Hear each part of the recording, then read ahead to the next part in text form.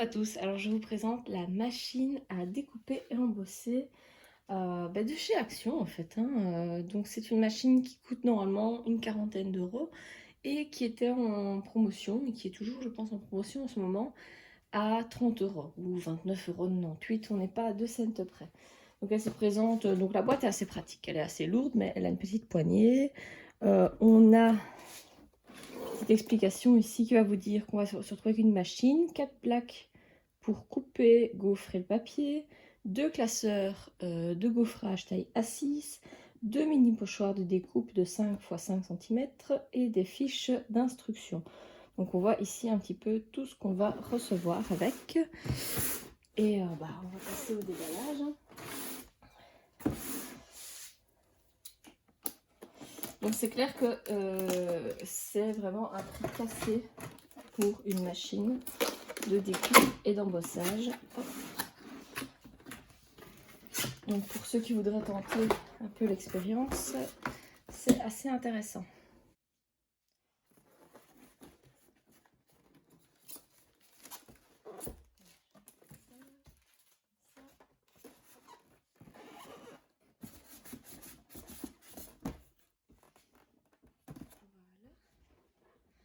Alors moi ce qui m'intéressait dans cette machine, c'est que je cherchais une plus petite machine que je pouvais poser sur mon bureau.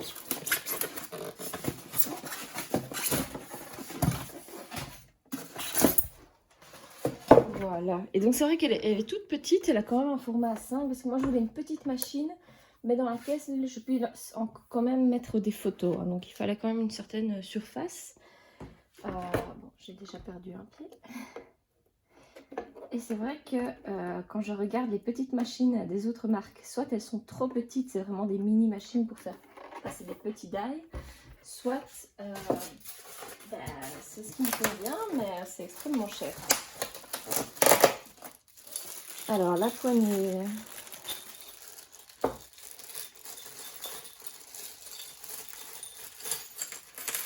Point de vue du packaging, on est vraiment similaire à la Big Shot que je peux vous présenter ensuite, où on a vraiment la poignée qui est à part.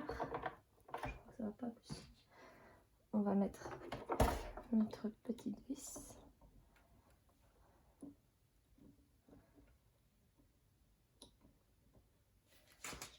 Hop.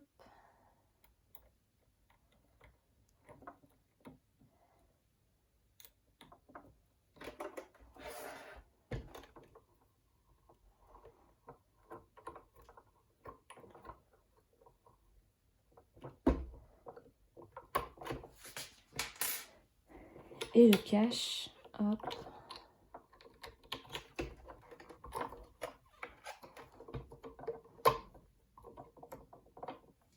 Voilà, je pensais qu'il allait un peu... Mais non, j'ai peut-être mal mis.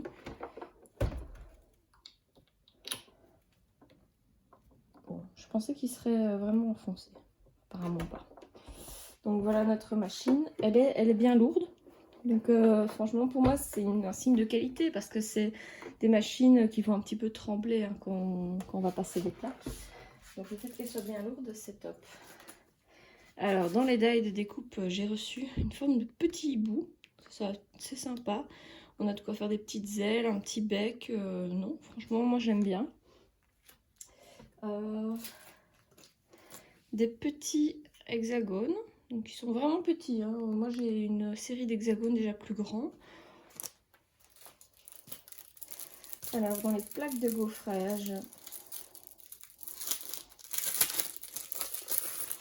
on va recevoir toujours un petit peu hexagone, nid d'abeille et quelque chose plutôt avec des fleurs. Donc voilà, des choses assez sympathiques. Après, on va avoir nos fameuses plaques.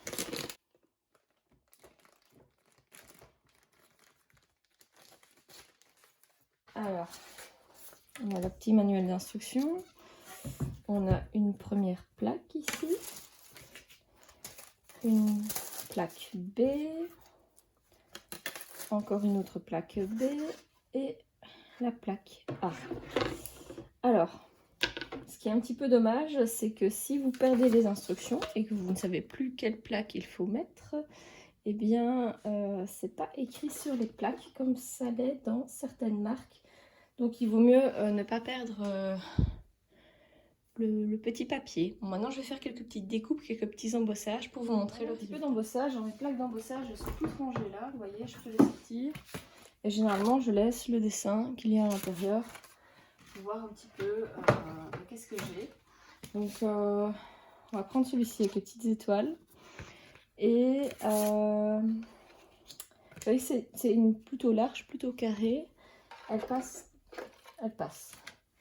Et après j'en ai des plus étroites, comme ceci. Et là évidemment il n'y a pas de problème. Alors pour faire un embossage, pour les matrices qui ne sont pas 3D, donc moi je n'en ai pas des 3D, on va mettre la plaque A.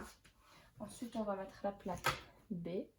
On va prendre une feuille de papier qu'on va glisser dans notre matrice d'embossage. Donc normalement vous prenez une feuille à la taille, mais ici j'ai pris une chute de papier. Et on va mettre la matrice B. Voilà. Alors si vous avez une plaque d'embossage 3D, on va mettre seulement A et B comme ceci et pas celle-ci. Parce que les plaques d'embossage 3D sont un peu plus épaisses. Alors, on y va. On prépare son petit sandwich. Et j'ai pas l'impression de devoir forcer très fort. Donc ça m'inquiète un petit peu. Normalement, c'est un peu plus compliqué. Ah ben voilà. Non, franchement, le résultat est nickel. Donc, comme vous voyez, c'est très très bien embossé. Alors, le principe de l'embossage, pas 3D, parce que vous voyez, il y a quand même un effet 3D, c'est que ça n'embosse que dans... Les bosses ne ressortent que d'un côté. Un embossage 3D, vous pouvez avoir des choses qui ressortent d'un côté et qui ressortent de l'autre. Donc, le résultat, franchement, est nickel. Donc là, moi, je suis quand même très très contente. Alors, maintenant, on va faire une petite découpe. Alors, pour la découpe, vous commencez toujours par la plaque A. Vous devez mettre ensuite la plaque C. Vous devez mettre votre matrice de découpe. Je vais prendre ma libellule ici, qui n'est pas un die de marque Action. Et le mettre vers le haut. Ensuite, vous devez mettre votre papier. Et remettre la plaque B. Alors moi je n'aime pas ce sens-là parce que je ne vois pas où est mon die sur mon papier. Donc si je veux optimiser le nombre de découpes que je peux faire sur mon papier, ou si je veux découper une photo et qu'il faut que par exemple le rond soit bien centré sur un visage, c'est vraiment, ça m'embête. J'ai bien compris que la plaque qui allait être abîmée, parce que oui les plaques sont abîmées après découpe, ça va être la plaque B. Donc je vais simplement faire l'inverse, je vais mettre la plaque B en bas et je vais faire comme ceci. Vous voyez, je vois bien mieux où va se faire ma découpe, quoi. C'est beaucoup mieux. Et puis je vais mettre la plaque C. Donc voilà, vu que tout est empilé, je me dis un sens ou l'autre, ça doit fonctionner. Alors moi je vous conseille, peu importe la machine de découpe que vous achetez, d'acheter des plaques transparentes. Parce que parfois, quand les plaques commencent à vieillir, elles se courbent un petit peu. Et il se pourrait que le die bouge au moment où vous mettez les plaques. Et donc les plaques transparentes permettent de vérifier qu'il est à la bonne place. Bon, ici c'est sur du papier noir, ce n'est pas très grave. Mais quand vous voulez faire une découpe sur photo, évidemment, c'est bien plus important. Ou si un motif vous intéresse sur votre papier. Voilà, ça force un petit peu, mais c'est très simple.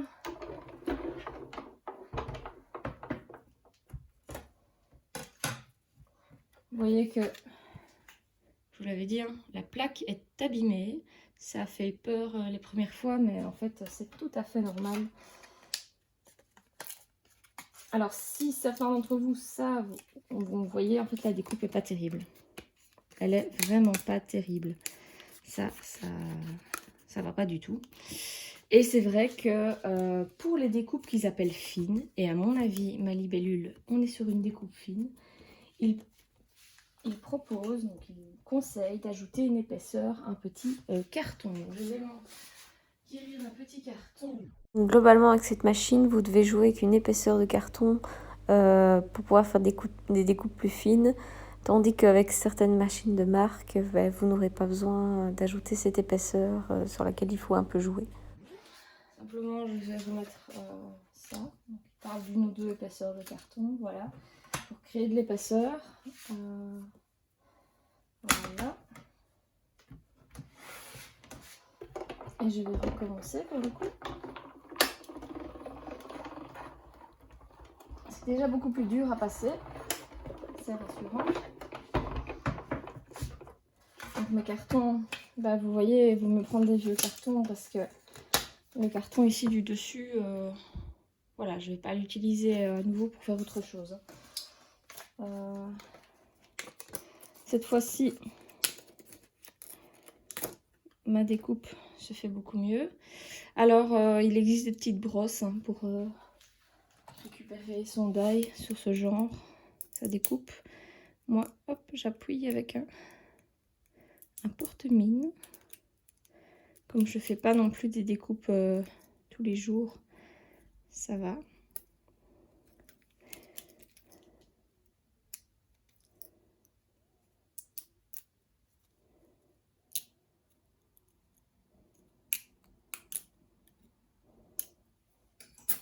Voilà, j'ai ma libellule qui est découpée.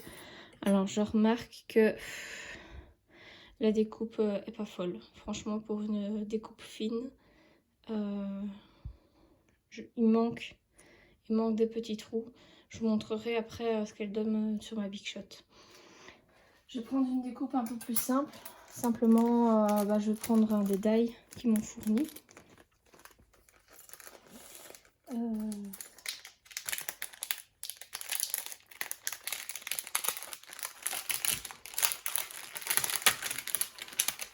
Hop. Voilà. Alors, mon petit hibou. Hop. Ici, c'est une découpe simple, hein, donc normalement, je ne dois pas rajouter d'épaisseur. Je vais me passer 2 fois. Voilà. Et là, il n'y a pas de souci. Vous avez vu, il s'est retiré directement.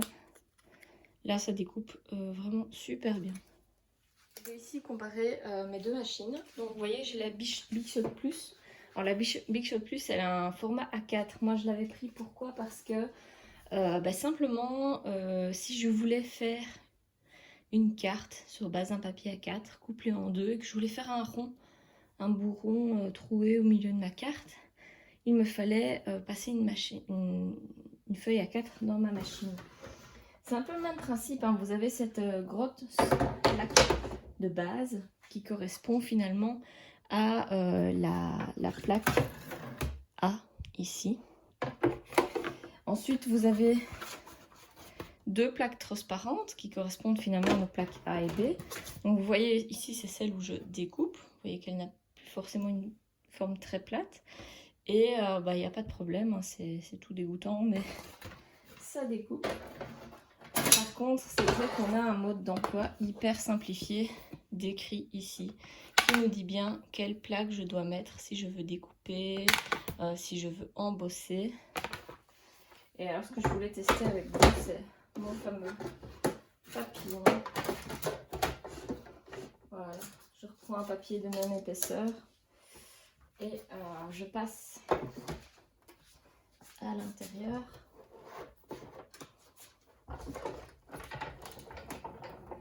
Mais bon, vous voyez, le problème avec celle-ci, c'est que j'ai pas forcément envie de sortir une grosse machine comme ça à chaque fois. Et que si je partais sur du A5 chez Big Shot, j'avoue que les prix sont assez chers. Niveau poids, celle-ci est légèrement plus lourde. Mais vu la taille, c'est normal. Et donc, niveau stabilité, celle-ci franchement est très très bien. Il n'y a pas de problème. Voilà. Donc vous voyez que j'ai aucun souci. Voilà, pour chercher ma libellule. Et alors je reprends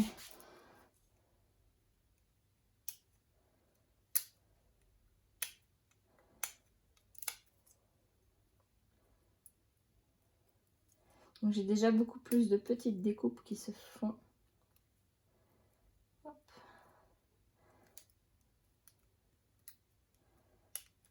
but c'est de ne pas la déchirer quand même. Voilà. Alors je vais comparer. Donc ici, j'ai ma libellule, ici avec la Big Shot, mise au point. Vous voyez que toute cette petite partie-là, en fait, je peux les retirer. Ici, avec la machine de chez Action, en fait, il y en a certaines qui ne sont pas découpées, tout simplement. Donc pour vous montrer qu'elles se retirent, je vais simplement appuyer, hop. Vous voyez, toutes ces petites parties-là se retirent, quoi. Donc si vous avez, je voulais vous mettre une petite photo incrustée dans la vidéo, mais c'est une petite brosse sur un petit mousse pour vraiment retirer toutes les petites découpes. Ça se fait tout seul, c'est clair que là si je fais tout au poinçon, je suis pas sortie de l'auberge. Mais voilà, donc ça vous montre un peu la différence entre les deux. C'est clair que celle d'Action pour son prix, franchement elle est très chouette, vous pourrez faire déjà vraiment énormément de découpes qui sont pas forcément précises mais qui vont déjà vous permettre de faire des jolies choses. Elle est assez compacte, elle prend pas trop de place sur le bureau, donc ça reste un très très chouette achat. Pourquoi pas se dire ben voilà, plus tard je vais acheter plus cher, pour le moment j'ai pas les moyens, ou j'attends de voir si vraiment ça va être utile dans mon scrapbooking, si c'est quelque chose que je vais faire souvent ou pas. Alors pour vous donner des petits exemples de ce qu'on peut faire, voilà, par exemple les hexagones c'est assez difficile à découper, mais ici je vais découper tous des petits hexagones que j'ai mis, et ensuite je peux vous montrer une page ici où j'ai mis donc toutes des petites découpes de feuilles, etc. Ça, c'est tout est fait à la machine de découpe. C'est vrai que moi, avant de connaître ces machines, je me disais mais comment les gens font pour découper des choses aussi finement. Maintenant j'ai compris, hein. On a tous une belle collection de die et une petite machine de découpe.